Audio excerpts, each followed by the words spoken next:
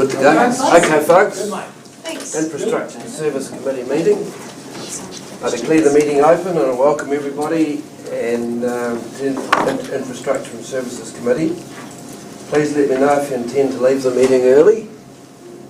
And just a reminder that the meeting is being live streamed. Any conflicts of interest? None.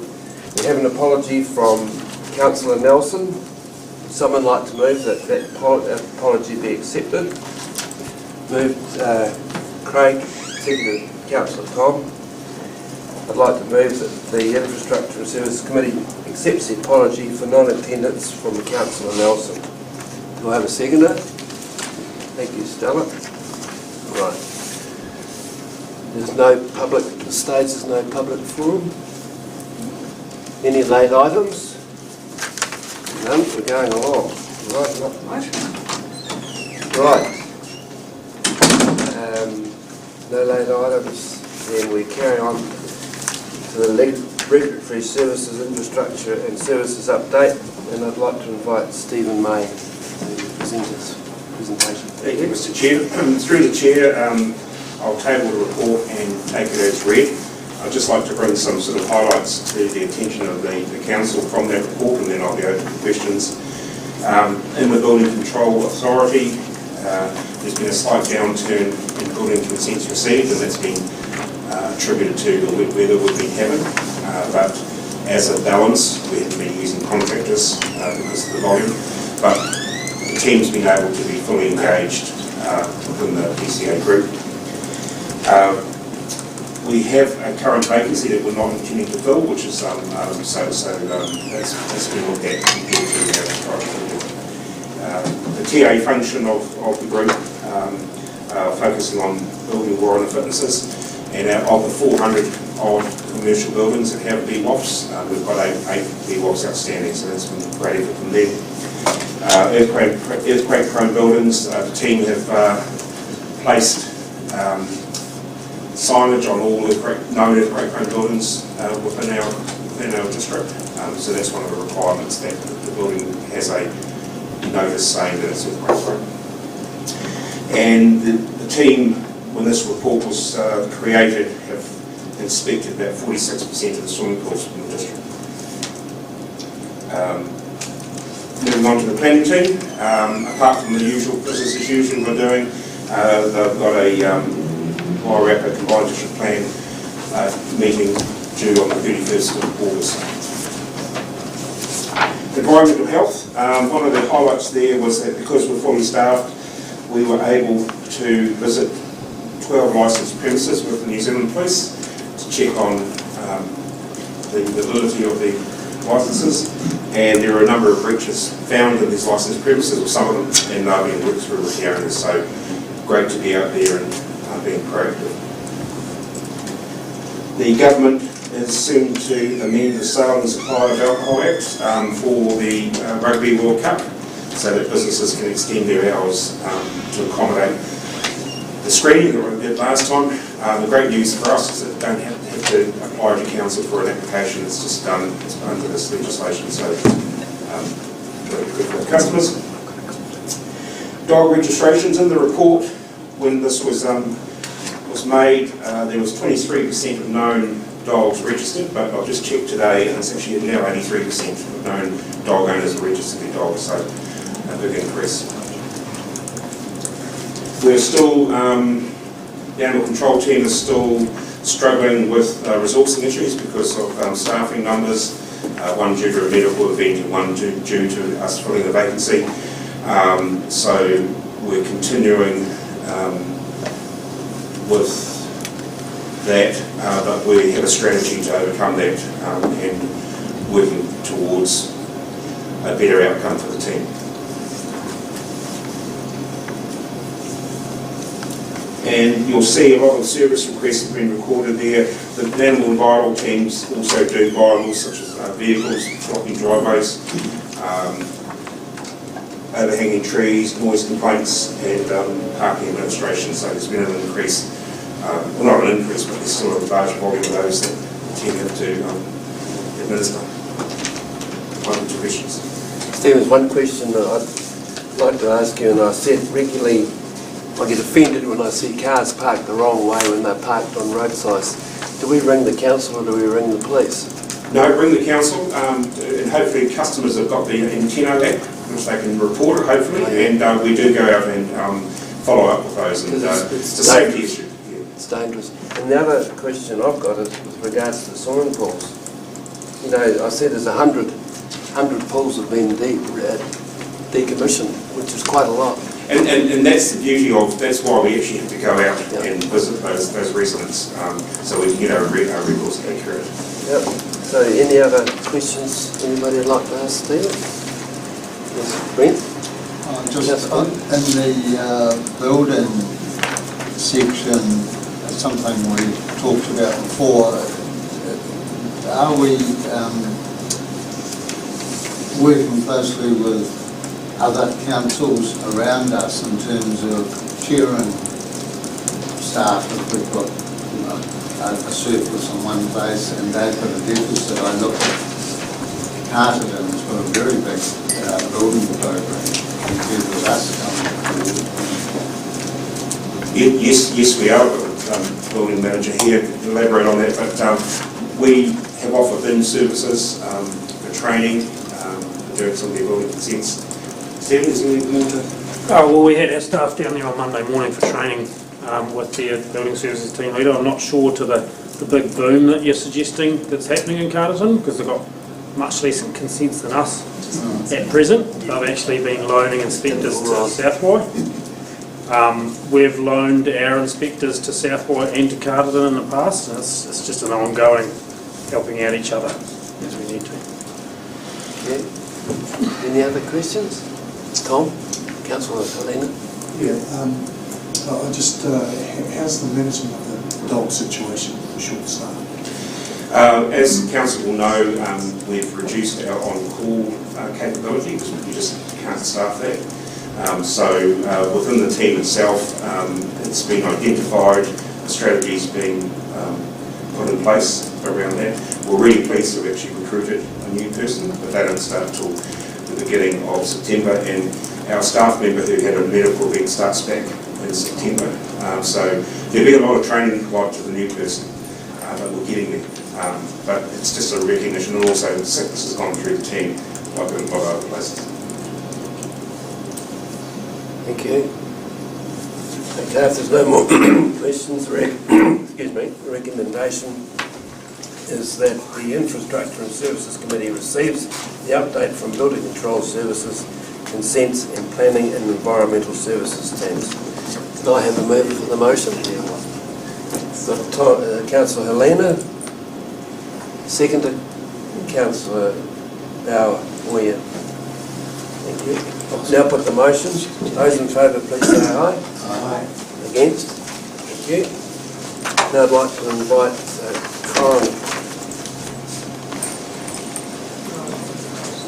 Corin up to speak to us again. He seems to be doing it all day. Good to see you again. Just to clarify, we don't stand committee, is that right? Yeah, that's correct. Let's do it for my benefit, Tom.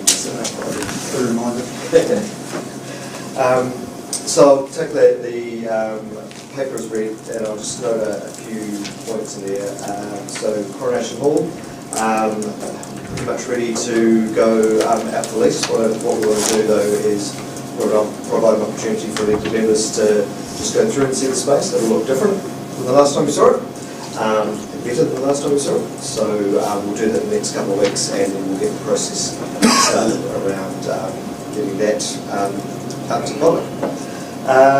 The Trust House Recreation Centre, so the work that's going on around the assessment for that. So just an update, the information coming through from that, the initial information is a bit slower than we initially thought, so it'll be September that we start to get stuff through. So as we get that, I'll share what I can, and then later after that, October, November, we'll be getting the full report. We had anticipated we'd get some stuff in August, but there's been a couple of delays, which meant that hasn't come through. Just to note also the water loss at the rec centre, which you'll see there in the report. So as part of the the maintenance, they became aware of the fact that there was a significant water loss happening in the outdoor pool area. So they been through a process to try and identify exactly where that is. So you've got the dive pool and you've got the Lido. Looks like it's probably connected to the dive pool, or possibly the sand filter's feeding it. What we've done is we've isolated it at the moment, so to stop that water loss, because we don't want large quantities of water being lost on a daily basis. And as the team work through, so this is with our contractor, work through identifying the fault and repairing it, they'll need to turn it off and on to actually see where that's happening. As you can appreciate, there's significant pipe work underground, so there's a bit of a process there to understand exactly where the water loss is occurring, so then what needs to be put in place. And just an update for you in terms of the youth hub. So after the conversation we had at council, met with the architect that's working with us, and also one of the tradies, which is a Sparky. So what I've got the team doing there is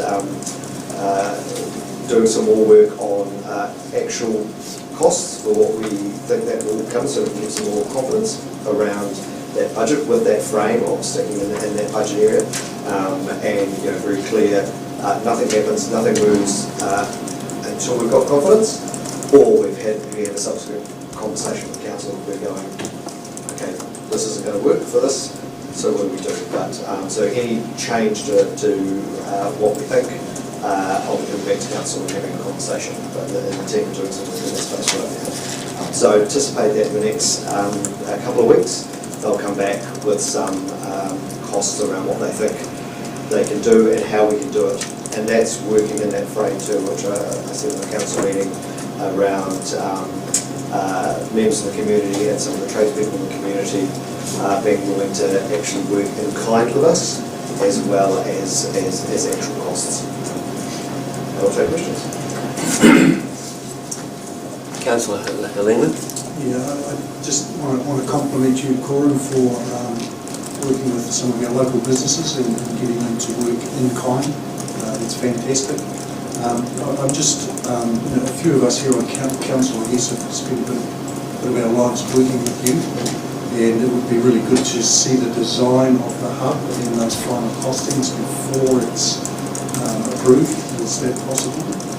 So we'll happy to share that stuff with you. So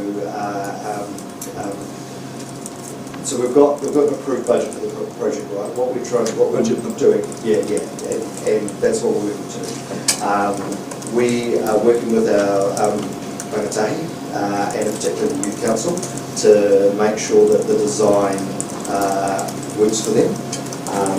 Happy to share that with you so that you've got visibility of where we're going to end. I mean, what if the project moves forward with the building from the Library Learning Centre, so we know what it's going to look like externally, subject to paintwork, but then the question is what happens inside that building to make those spaces.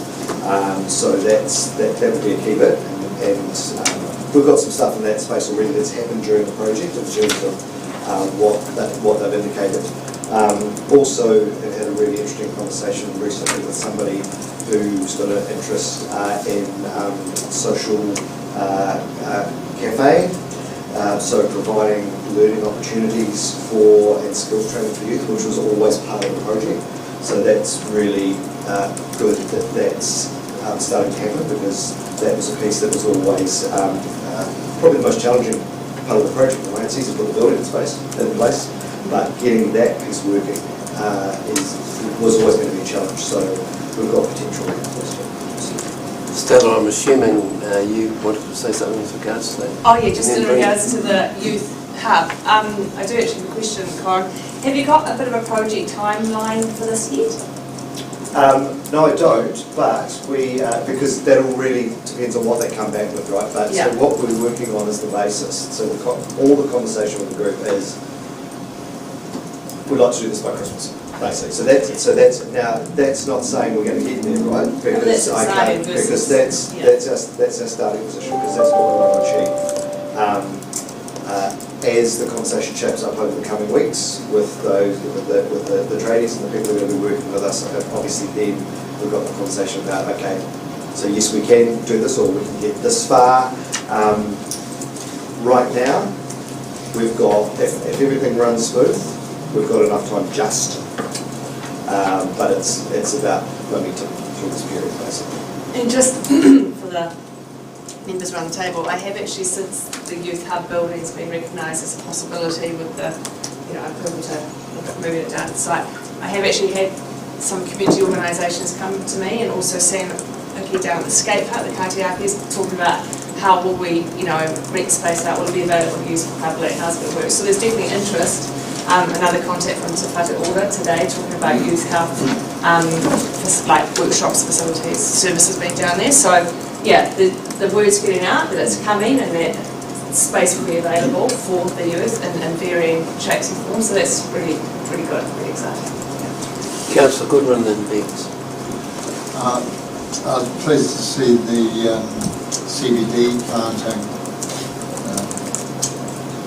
project completed. I just wondered if, do you check the watering system from time to time to make sure that plots are getting watered, because we know what happens if they don't. So, yes, I would assume that that's part of the services, that's part of the contract work. Not all of the plots have got water reticulation, so a lot of it, or some of it is by hand watering. So when they're doing their circuit, there'll be some hand watering, and then there's also the reticulated sort of water irrigation systems for some of the planter boxes, but not all. So it's a mixture. And we will keep an eye on those plots. Councillor Johnson, you don't need to stand up. Alright. She's in trouble. We're in trouble. Hey, just a few things, Karen. Thanks for your report. One is the water loss is really crucial, because as we come into summer, we come into conservation time. Most of our messages are about how to save water, and we'll know it's all bad luck for the council if we're losing 100,000 litres a day. So I'm really glad that you've got a short time frame to address that. Yeah, and that's why I've had it shut off, so that we're not just letting it run and trying to work out the problem, because we've got that window through winter where the pools aren't being used. So awesome. Really pleased to see that you're looking at collaboration with Iwi for celebrating Waitangi Day. I think that's a great initiative. And also thank you for listening to the East Side submission and working with them to beautify the Victoria space, and I see you've secured funding for the fence. And the final thing, recently there was a Times Age article which talked about the Better Off funding and listed what Masterton and South Wairarapa and Masterton were using their funding for. For us, on one of them it said feasibility study into a splash pad, but it missed out the actual condition in the energy assessment of the rec centre, and that to me is actually the project with value. The splash pad to me comes in as a also random maybe. Yeah. So I think if the opportunity presents itself again and they query what we're spending on the money on, that we need to make sure they get the details correct. Sure. Thank you. Again, any other questions? Okay, if there's no more questions, the recommendation is that the Infrastructure and Services Committee receives the update from the Community Facilities and Activities team on key projects and a summary of progress since the last report. I'll move the motion. I have Councillor Johnson's in a second. Thank you. All those in favour, please say aye. Aye. Thank you. I'd now like to invite Mike Berger up, please. Through the Chair, thank you for the opportunity to present the Assets and Operations Infrastructure report for August. I take it the report was read by all parties present, and I'm happy to proceed with highlighting 13 points in the report.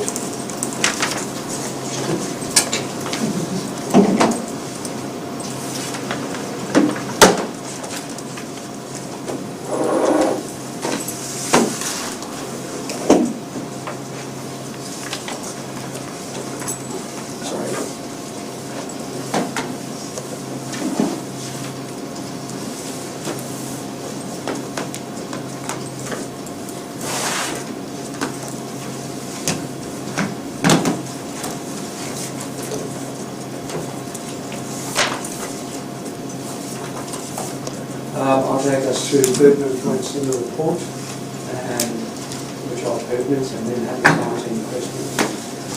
I'll start with Coburn Street, give a report back on Coburn Street. 3 dwellings on the southern side of Coburn Street are complete with receiving tanks installed. The last house will be wet ready on Friday. Out of the works on the southern side of Coburn Street, we're in discussions with another property owner, and that is under review. As of today, while we've been sitting up here in today's workshop, the next step forward for affected properties on merit and criticality, the work program is being drawn up. I want to address the 3 properties on the northern side of Coburn Street. As previously reported, the communication has ceased from their side. And next week and the week after, I will be re-engaging communications with 3 properties on the northern side of Coburn Street, and we'll do a way forward in terms of working with them in the concept that Council has offered. The 3 houses on the southern side of Coburn Street are very appreciative to Council, and they are giving good words. I've met with the property owners, and I get nothing but good words and acclaims from the 3 property owners. In the rains that we've had over the last couple of weeks, 4 or 5 weeks, while all these installations have been happening, we haven't had any event. We've had nothing but the property owners are extremely happy. There's been no cause of alarm, no reason to go and do any checks, and no reasons to call council for any work that a Tier 1 contractor must deliver or deliver any documents. As I said at the opening of today's workshop, we haven't had the excessive rains that we had in July last year, February and April of this year, which was a big drop of water in a short space of time. Well, I'll close off on Coburn Street. We are doing hydrology tests on the affected mains coming down Coburn Street.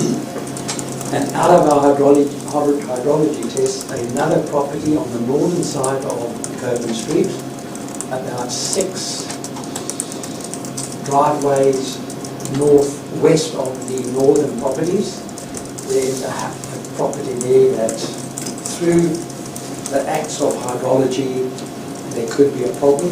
We will be addressing that as well. That will come forward in the report on our way forward. I'll move into projects, program works. Our roading renewals and pavement rehab is underway. We've got the risks of contractor resourcing and inclement weather, which we're hoping to be moving out of into the dry months where roading work is greatly appreciated.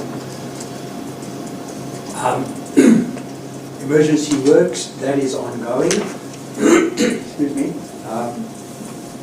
There will be additional funding in application. Ben has been sitting and involved in the recovery side, so we're working in close collaboration across the Wairarapa with emergency management and Stephen May. Additional funds have been applied for, but with what we've got, we are underway. Once again, resourcing and weather can be an inclement part of the project, but works are underway. The coastal areas are severely affected, where we have regular inspections. But having said that, we're not as severe as what's happening on the south of Wairarapa District Council. Those inclement emergency works refer to the cyclonic patterns that we've had. Transport choices, I'll give a light touch on that. What came out of the consultation, application will be, communication has commenced with Waka Kutahi for an additional rerouting. We will be hearing back from that, upon which we then can do a report. Another point of note is the water reservoirs, water security up in the Golf Club. I received notification from the Golf Committee that they've accepted the figure that Council has offered, which was through negotiation. At this moment, a deed of purchase is being drafted up, and that will be presented to the Workshop Committee.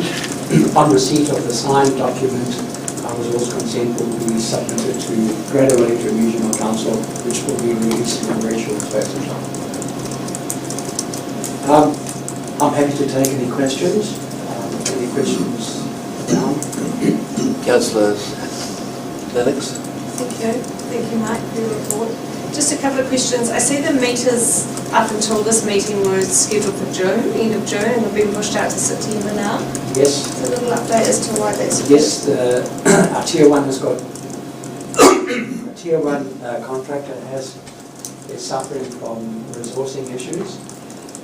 All the Tier 1s are, and needless to say, I think our Tier 1 contractor on the water side is suffering the most.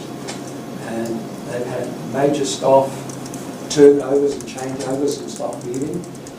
They've now got a committed team in, and the water meter program will be picked up. We've extended it to, as we've stated, but potentially we could extend it more, but we're working on it solidly with the Tier 1 contractor. And roughly how many have we got left to do? I'll give you the percent. If I give you a percentage now, I don't want to give you the wrong percentage. Okay. But are we over halfway? Well over halfway. Oh, yeah. Well over halfway. We're running to the 90%. Certainly than 10%. All the, what was done, the low-hanging fruit was done first, which is the majority. Sure. The outstanding water meters now are all the controversial installations where there's shared dwellings of 1.5 meters or 2 3/4 meters. Those are becoming just a high-hanging fruit of issues. Councillor Johnson?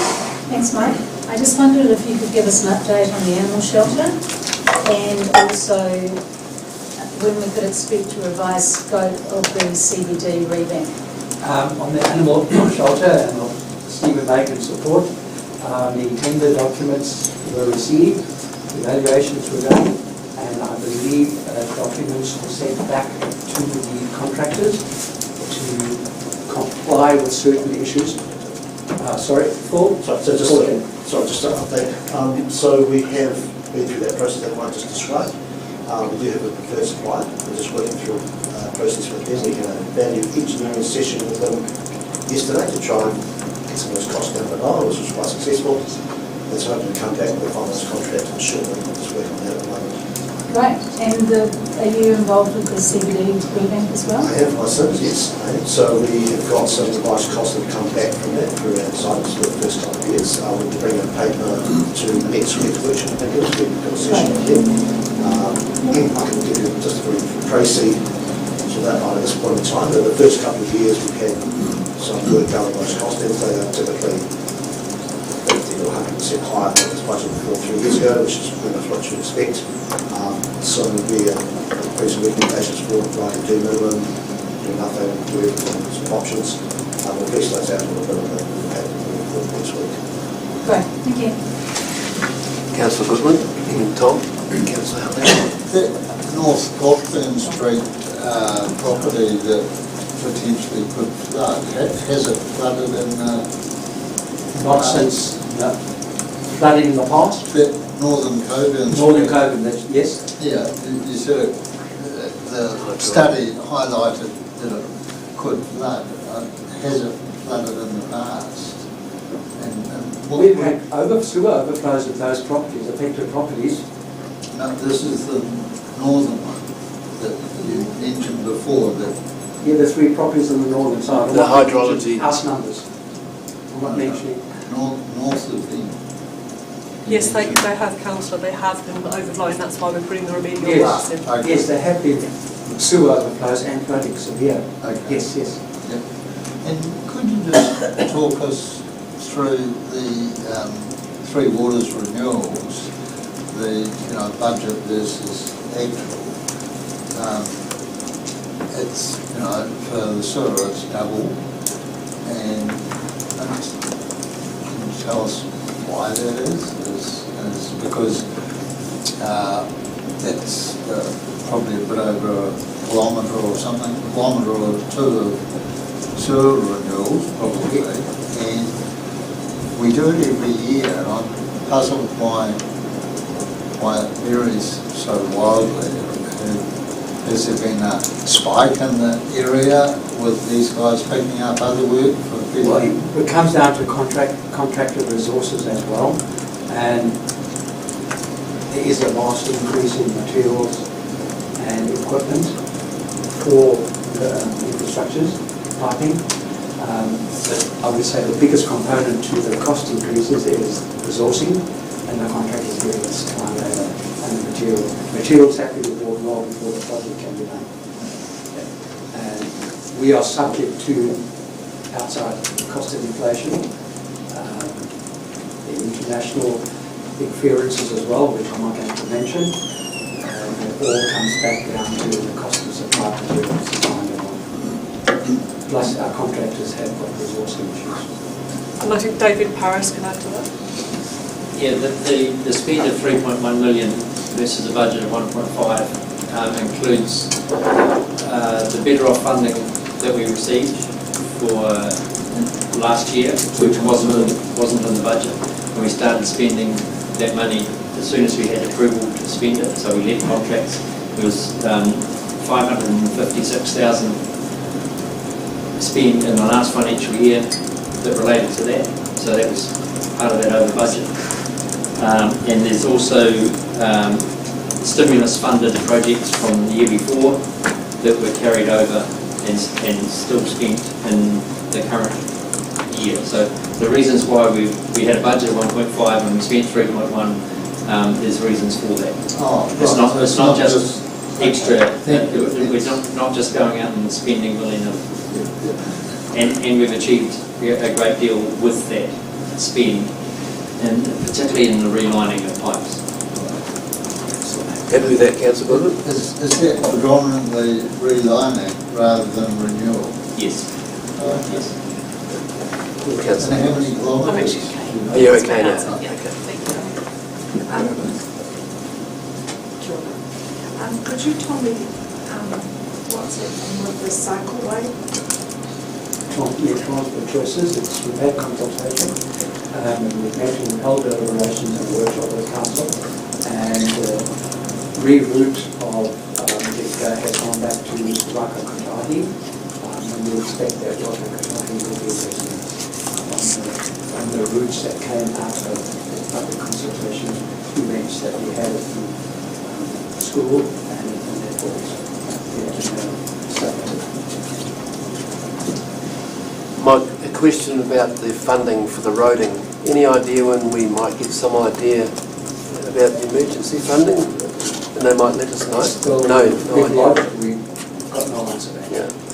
So, obviously I was just thinking with elections coming up, things could change. And we'll just have to wait and see. Okay.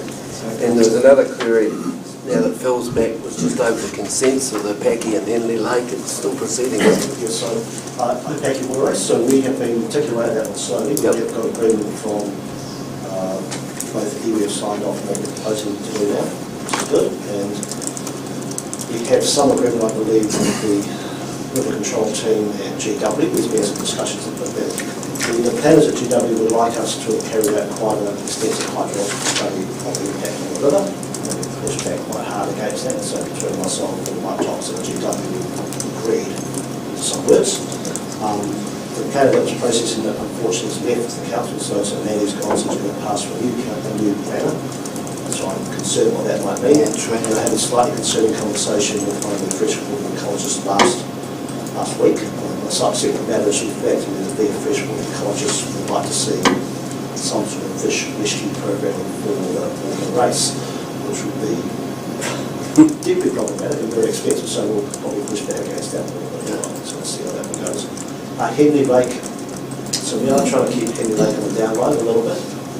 We are, because we've launched the application for renewal, I think I've said this last time, Council, we are operating under the old terms of the consent. Whilst the new consent is resolved and we have it issued, we will no longer be taking water by normal flows, so that will really impact our ability to manage the water flows into that lake. So the past year, the last couple of years, we've had very good rainfall, great flows into the lake. Took some footage of wetlands this morning. The wetlands look great because they're full of water. But I don't know what our ability would be like to sustain that through a dry summer and cut it up. Now, the consent itself has been on hold for quite a while. We got to a point where the GW ecologists had expressed some concerns about the discharge from the lake going into the wetland, which identified to be significant under the regional plan. The heavy lake discharge is kind of classified in their schemes being an industrial discharge because we didn't change the quality of the water. I pointed out to them that the reason the wetlands exist is because of the discharge to them, and they sort of agreed with that, but they do have this conundrum within their rules. So we did leave it that the ecologists were going to come up from Wellington to view the system and understand it. That agreement was put in advance by the first COVID lockdown back in 2020. So I've been deliberately negligent, I guess, in not going back to them because I'm just scared of taking that particular beer. As long as we can operate under the existing consent, I don't have GW knocking on my door to get it resolved. I do have them knocking on my door to resolve their packing. I don't have them knocking on my door to get it resolved. So we are just quietly doing that one. There's a bit more to do, but it's what we're doing now. It's out now. I'm just wondering, who are you? I have sat down and had this conversation with them. Who are you training? No, well, my compliments, I think, well done. So I think GW recognises that dilemma within the rules. Stella then, Gary. Yeah, thank you. So mine was just around the dog pound, so maybe Stephen or Mike. Just that there's been quite a lot of sort of public interest around the award-winning dog pound down the South Waitangi District Council. Obviously far smaller amount of dogs need to be catered for down there, but is it too far in the project? Obviously I've come on halfway through a project. Is it too far in the project to not revise the design or anything, but just cross-check to see that we've sort of covered areas Just very lengthy? an observation, Councillor, they built 4 kennels for... No, I totally understand that. We're now in 33. Yeah, and I totally understand The that. kennel was actually a bit more efficient. Yeah, for sure, I totally understand. I'm just saying that the feedback, I've been asked the question I've got from the public is, has council looked at the South Waitangi design and is it too late to now look and think, can we do things better? Is our design as wonderful and clever? I've never seen the design, so I wouldn't have a clue what it looks like. I'd love to see the design. I'm sure the public would love to see the design as well. So just a little thought around that. Maybe if the questions are being asked, the public might want a little bit more information. So, Councillor, just to answer that question, I was actually at the opening of the South Waitangi facility, so saw it. I've been working with them throughout last year and getting their costings, etc. They've got a really great facility there. They've done a really great job. They've done a great job for their service delivery in the area. Yep. And we've got probably 3 times the amount of animals, dogs, and out here. Yep, I totally get that. We have been looking at scale. So it's certainly been in our thought process, but we are delivering a separate type of service for Masterton. Hopefully Carlton will come on board with an MOU, and our facility there's efficiencies and scale for us, but we've certainly had that in mind of whether it was fit for purpose for us. So where are we actually at on that project? Because will we get given a set of plans, designs, a final... In a hard And a hard hat, yeah, and a big stick. Where are we at? Like, when are we next? Like, when's the next update coming to council for us to review this? So I can go back to the public, the community that voted me in, and give them some answers and updates. So we're just in the process of finalising the contract and the contract price, which should be done soon, and then after that step, I'm not sure about the process in terms of public. So I've been working with Matt's team and having a bit of a promotion on the ideas around the animal shelter. The common question people get, or people say to councillors and ourselves, is, I can build 2 or 3 houses, but why is it costing so much? You know, and the difference there is that we're actually building basically a hospital for animals that have to be quarantined from day 1. So we're actually building a high level infectious diseases hospital in some regards for the animals, because once they've come into our shelter under the animal welfare legislation, we've got to prevent diseases being transferred amongst the animals. So putting 15 dogs in 3 residential houses is not an option, and it is hard to try and convey that to our community. So we will be running questions, frequently asked questions about the design of the shelter. I don't think it's hard to convey to the public. I think it's just sort of making sure we actually know what it is we're doing, because I'm sure South Wairarapa District Council had to tick the same boxes as us. Would I be wrong in saying that? No. Right. Yep, so they've ticked the same legislative requirements, and we're doing the same, just on a far larger scale. Yeah, okay. I thought vet services for hospitals for animals. You take an animal to the vet. Are we going to become a vet service? No, every animal taken to the shelter, it could stay there from 1 day, it could stay there for 6 months. So we do need to have a shelter that has the capacity for our district, our number of animals. Also, it's a post-disaster location as well for animals in a disaster. But each animal comes into the shelter, and we've got to, we don't know the background of the animal. It may have parvo, and if we've got 3 or 4 other animals in the shelter, they've got to be individually protected from each other's diseases. And they've got to be fed twice a day, and the shelter has to be clean, etc. So there's a lot of work behind animals, as well as the shelter will have a vet area, so vets can come to the shelter to provide welfare for the animals. Rules and regulations, Stella? Yeah, I just think the important thing here is it's a massive project, and the cover hasn't been updated really at all for a long time. That's really my major point. And it's been a moving target too, because over the years the standards have been lifted all the time, and it makes it much harder for everybody. Yeah. Councillor Johnson. Thank you, Stephen. I just wondered if Stephen could just remind us of the difference in the numbers of dogs that we get over a 12-month period compared to South Wairarapa and Carterton, because I know it's substantial. Don't quote me, but I believe South Wye, off the top of my head, is about 2,500 known animals, known dogs. No, impounded. Impounded. Oh, I'll have to get back to you. Oh, no, I can tell you. Yeah, I was just giving you the opportunity. I'll pass that question to you.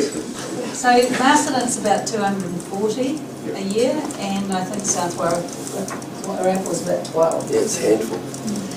But Not to say that I'm not every dog's as important as the other. Yeah. But my question was more around what innovations. Like if we're ticking all the boxes and doing all the legislative requirements, can we take, even at small scale, some learnings from what they've done very well and implement it?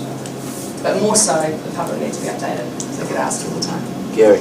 Yeah, well, my comment was actually also going to be about the animal count, and I was actually going to pass on some of the comments actually Steve and Phil have made, in the sense of some of the comments being made out there in the public arena. If you look at the South Wairarapa, they've got 4 kennels, that's all they've got, and that costs nearly $500,000. For what we're getting, and if we're getting ours within the revised budget of around about that $2 million, I think we're doing pretty well.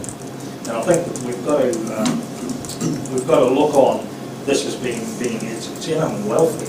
I mean, you've got to respect the dog as well. I mean, a lot of these dogs are dangerous dogs. I don't expect that South Wairarapa with their 4 kennels can take too many dangerous dogs. In fact, I was going to ask the question, does some South Wairarapa dogs still come to us? What we do as a district is we do assist each other, and there's been some instances where we've had dangerous dogs, and due to the nature of the prosecution, we've actually housed them in other areas to take away that threat from damage to our shelter. So we share staff occasionally. Carterton and South Wye assist us in going and visiting houses if required when they can, when they're available, and vice versa. So we're always there willing to help our neighbours. But I don't have any figures for you that I'll quote today.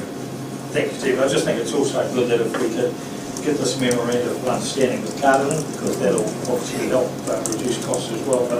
But I do think there's been a few mischievous comments out there talking about 3 houses and all that sort of stuff. If they really got into the guts of what this animal shelter is going to be, I think people will realise it's going to be something pretty special for our town. And is that damage that you talked about by the dogs or by the owners? Both. Both. We've actually had animals recently there that were biting through the metal caging. But sometimes an excited owner may try and release their animal. So we've got to make sure that the animal shelter is secure and that the staff's welfare is protected. So it happens on rare occasions, but you've got to plan for the worst and hope for the best. Councillor Helena.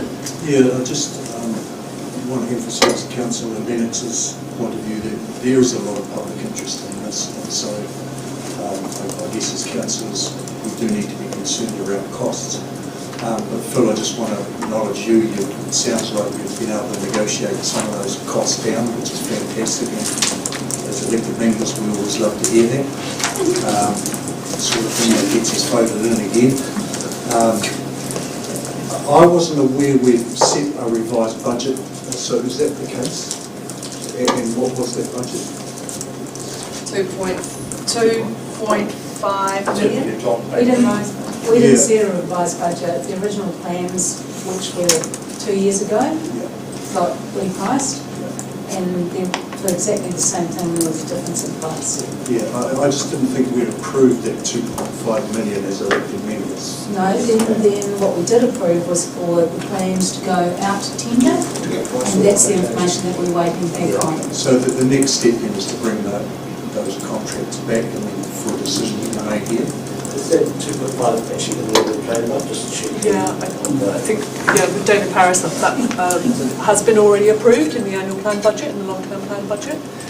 So the approval to go back out to tender was effectively that approval for the, for the additional. Okay, so that's the figure you're being with, which is. This morning there was a discussion around, a brief discussion around how contractors can, working with government departments, bodies, and certainly I've experienced it in the schooling system where contract prices get loaded up.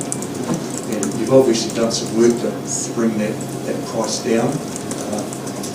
But are there any other checking mechanisms we're using to check that actually this is a fair and reasonable price for what we're asking?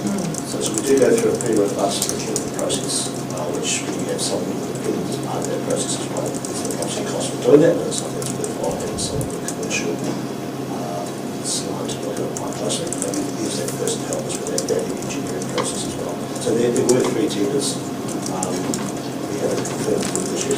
Does that person work with private construction as well as public construction? That's what we the independent person. Primary works in the public space, in the private construction space. It doesn't do much work with the council. It doesn't work with us and some workers in Iwi elsewhere. That's quite interesting. So primarily his work is within the public sector construction. Some quite large and some quite complex construction projects. And so from your sort of perception of where you're at the moment, we've got a good price? I think so. It's like a peer review process. So the whole procurement process is pretty robust, I think. And certainly working with, working with this gentleman, it's pretty hard to those concerns since we're negotiating with contractors. And ultimately, we don't need to accept the tender. It's for us to conduct. At a cost, if we're not happy with it, we don't need to accept. As officers or as elected members? As officers, so we have that within our tender contracting. It's for us to decide. But the tender will come back to council to approve. I'll need to check on that, but it's generally not the case if it has been approved, if the budget has been approved already in the annual plan. That was my understanding on the discussion at that time. That's my question. Yeah, we need to go back and check what that resolution was. Can I just say, my understanding was that we gave approval for you to go out and seek pricing for that plan you gave us. Yeah. The conversation was you're going to test the market with this design to see what the actual pricing would be. And then you would come back to us and we would... And could council give permission for you to do that? Yeah, it was permission to go out and seek indication of pricing for that plan. We'll check on that and we'll follow that up. If we need to come back and get approval, we'll do that. Excuse me, even if it means calling us together in a hurry. If we need to have an extraordinary meeting, we'll do that. I think the point's been made, quite honest, and I take on board what Tom said about about the contracts that are going out. I think we're going through a period of tougher times at the moment, and it may be to our advantage that we're doing these projects when we are, because the peak may have gone. So, any more questions, Councillor Goodwin? Just on the water meters, the original program I vaguely recall was, when we're 93% installed or something, to start doing something. I think it was a year of no bills, but maybe sending out accounts, so people started getting used to it and ironing out some problems before we started utilising the system. And I got the impression a few months back that council wanted to sort of push it back and let Three Waters take over. But I just, given that there may be changes to that project, I wouldn't mind seeing what the program is to do from here on, whenever we do it. Yep. And I personally can't. You talk about wasting water in the dive hole, well, the water wastage in the pipe network would be There would be quite a bit bigger. Yes. And it would be leakage, yes. And if it is a drought, you can be damn sure that people will say, well, you've got them, why not use them? Water meters. Yes, well, we're sitting at in the 90% complete. As I say, it's the high-hanging fruit that are now a bit controversial, and the letters will be going out when we get to our satisfactory completion. We will be sending out notifications. But I just wonder, at some stage, if you can tell us what happens I can bring you when we click it up to the next level. I can give you a report. David Parrott's can answer that. We are using the information that is being collected on the water meters as they are installed at the moment. We read that information, and if someone has an indicated high usage, they're contacted and given an opportunity to find a leak on their property. So the installation of water meters is being used. We use the information, and it is helping us to reduce water usage for those leaks on private properties. The charging, using the meters to charge, we had put on hold on the basis that the water entity is the one that will do that. They will utilise the water meters when they take over the charging regime for water meters. And us starting that process and not finishing it, we have regarded as not worth the effort to set up the water meter billing regime and then have it transferred into the water entity. So we've assumed we carry on rating as the council has rated, and the water entity takes it over and they make their decisions around the charging and the use of the water meters. Councillor Johnson? Can I just go back to the animal shelter conversation? Just Certainly. wanted to clarify something. In the annual plan, it says that the budget of 1.3 million has been carried forward, and that to be confirmed, but based on other cost increases, we are expecting the total cost to be close to 2.5. So my recollection is, per Councillor Bowyer, is that we were told that there's likely to be a cost increase in the vicinity of X, and that plans would be tendered for costing and then it would come back to us. So I think we need to be quite clear on that we, as far as I'm concerned, we have an approved $2.4 million spend. Yep. I'm not trying to... We'll go back just to saying that. that information's in our recent annual plan. So that'll be recorded in the minutes. Thank you. Can I please go back to the cycleway? Cycleway, yes. I would like to go back to the cycleway. Do you go back and tell the business people or the other people that you consulted with, like the Green Frog, We will be going to the affected houses, yes. If Waka Kotahi come forward and say we may proceed under the funding on the new route that came out of the public consultation and the submissions. Yes, we're in the process now, we're in the space of speaking back to Waka Kotahi. And there will be a consultant. If it's approved, there will be a consultant. It's just that it's been in the newspapers. I just wondered what the process was. Do we go out to the people via the newspaper, or do we contact them, or? Councillor, we committed at the last meeting that we would go back and contact all of the people that along the new route, because they may not have been aware of council's discussions, just to advise them as to what the deliberations and the responses were, and giving them an opportunity to contact us if they wanted to provide any further information. Yes, and I was thinking not only about them, but about the other people, really businesses, were afraid that they were going to be affected. So do we consult them and tell them? So we won't be consulting with them because we've had that consultation process, but we will be advising them of council's decision and direction from that last meeting, and so that we can collate any information and provide that within the next report to the September meeting.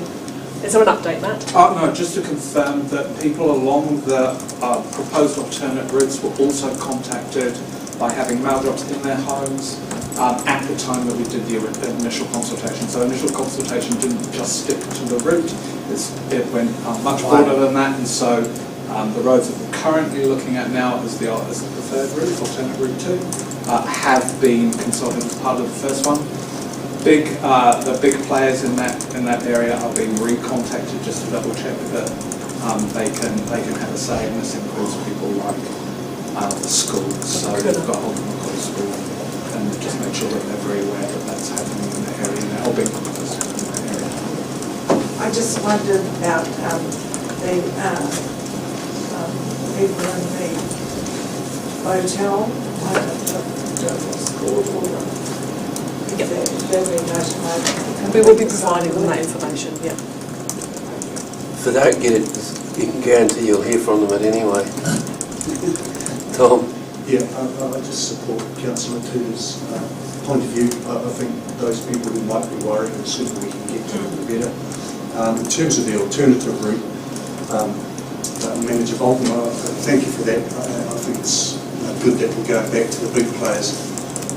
All the responses I read, it was sort of, most of them were sort of against the alternative route, but not against the proposed route, but not for the alternative route. And those people, I just think we probably should go back to as many of them as we can and say, well, this is now the new proposed route. What's your thinking? Because I think a lot of the feedback was around the original proposed route. And there could be some concerns, and not that I'm against cycling. I'm a big, I enjoy cycling, and I do the Clumway Road every weekend. But if the alternative route is going to have this amount of positive impact, this amount of negative impact, we need to know that before we make a decision. Would be mine. Any other questions? We will take that on board. Thank you. Well, thank you for your comments, gentlemen. The recommendation is... what's that? I'm sorry, I'm sorry. No, not me. I was just the rest of the councillors. Yeah, I was referring to Matt, Phil, and Mike. Yeah, ladies. Ladies and gentlemen, I'm sorry. At least didn't call them Mike. Yeah, doesn't matter. The recommendation is that the Infrastructure and Services Committee receives the update from assets and operations on key infrastructure projects and areas of project focus. Am I a mover for that? I'll move. Moved Gary, seconded Tom. All those in favour, please say aye. Aye. Now, at 4 o'clock, I declare this meeting closed. Thank you. Thank you. Second call. Still like to.